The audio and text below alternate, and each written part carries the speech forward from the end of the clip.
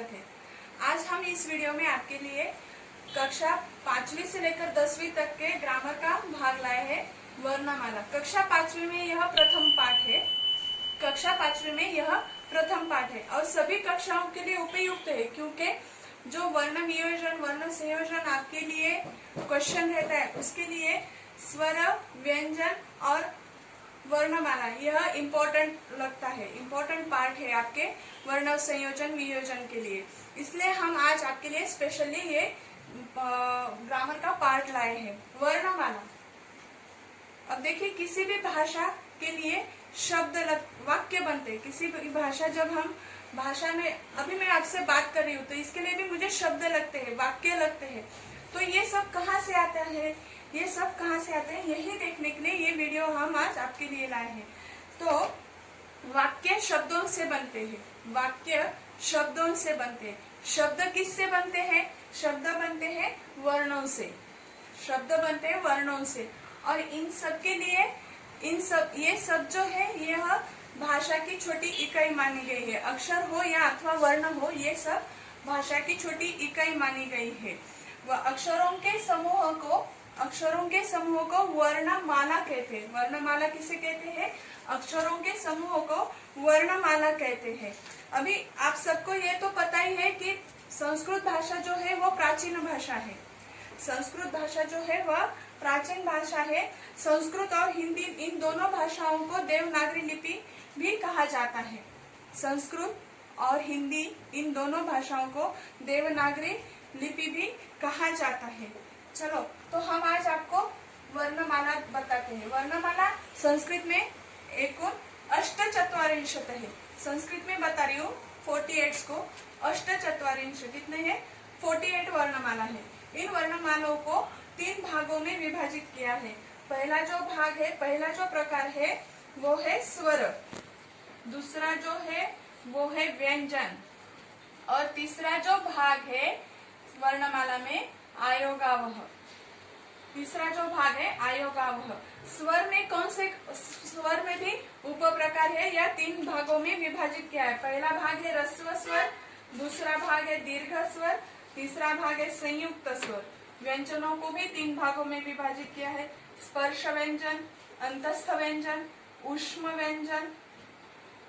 व्यंजन, आयोगावह अनुस्वार जो हम शब्दों के ऊपर लगाते हैं। विसर्ग, यह संस्कृत में 2 डॉट दिए जाते हैं शब्दों के अंत में, उसे विसर्ग कहते हैं।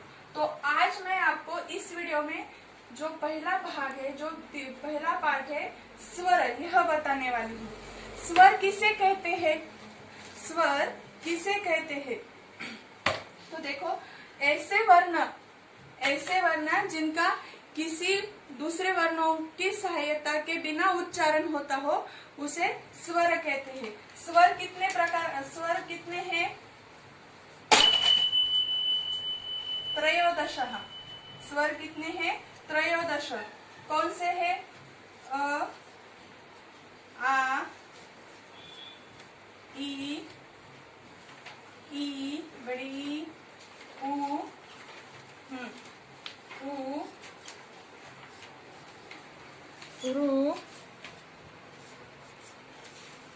रू, ए, ऐ, ओ, औ। देखो, 1 2 3 4 5 6 7 8 9 10 11 12 और लास्ट का रू, 13। स्वर कितने हैं? 13 है।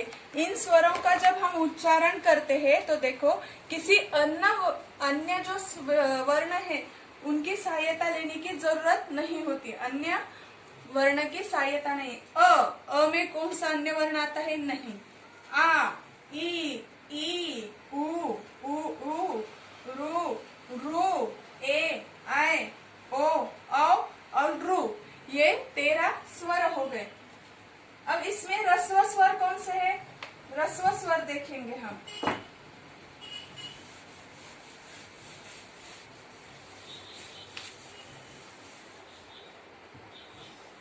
ह्रस्व स्वर है अ,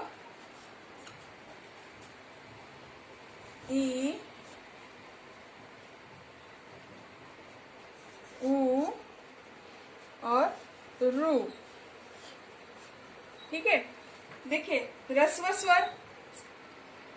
स्वर जो एक मात्रा अर्थात कम समय में जिनका उच्चारण होता है, अर्थात कम समय में जिनका उच्चारण होता है। ह्रस्व स्वर किसे कहते हैं? एक मात्रा में अर्थात कम समय में जिनका उच्चारण होता है उसे ह्रस्व स्वर कहा गया है। अब दीर्घ स्वर कौन से है? देखिए ई, ऊ, रू,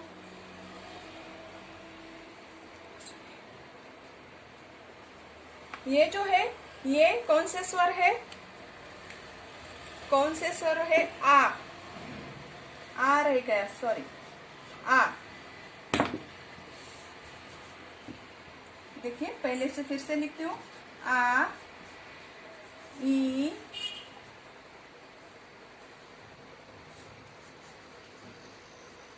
रू और ऊ।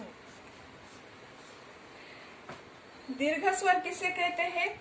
दीर्घ स्वर ह्रस्व स्वरों के जो दुगनी मात्रा में होते हैं, ह्रस्व स्वरों के तुलना में दुगनी मात्रा में जो आते हैं और जिनको उच्चारण करने के लिए दुगना समय लगता है, उन्हें दीर्घ स्वर कहा गया है। उन्हें दीर्घ स्वर कहा गया है, जिनका उच्चारण दुगना समय लगता है करने के लिए। अब संयुक्त स्वर किसे कहते हैं? तो दो भिन्न स्वर एकत्रित आ जाने के बाद जो स्वर बनता है वो संयुक्त स्वर होता है। इनमें कौन से आते हैं? देखो, ओ, ए,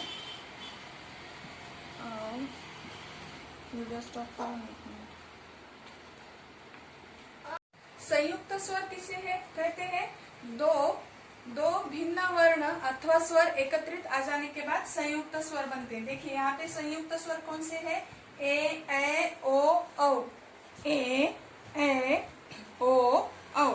अब ये कैसे तैयार होते हैं या कैसे बनते हैं? देखिए यहाँ पर फर्स्ट ए, अ अधिक ई, ह्रस्व अ अधिक ह्रस्व ई बना ए। ठीक है, आ अधिक ई, ए बना। दीर्घ स्वर, आ दीर्घ स्वर है, ई भी दीर्घ है तो बना ए। थर्ड अ अधिक ऊ बन के ओ हो गया, अ अधिक ऊ मिला के ओ हो गया, ये भी ह्रस्व है। अब 4 नंबर पे देखिए, आ दीर्घ स्वर है, ऊ दीर्घ है तो बना औ, आ दीर्घ स्वर अधिक ऊ मिला के औ हो गया। ये बनते हैं 4 संयुक्त स्वर। ये बनते हैं 4 संयुक्त स्वर। तो आज हमने इस वीडियो में स्वर जो है वर्णमाला का प्रथम प्रकार ये देखा है। अगले वीडियो में हम व्यंजन तथा आयोगावह देखने वाले हैं। व्यंजन कैसे बनते हैं, व्यंजनों के बाद आयोगावह, ये 2 जो प्रकार है हम अगले वीडियो में देखने वाले हैं। अगर ये वीडियो आपको अच्छा लगा हो तो जरूर सब्सक्राइब करें, लाइक करें और शेयर करें। धन्यवाद।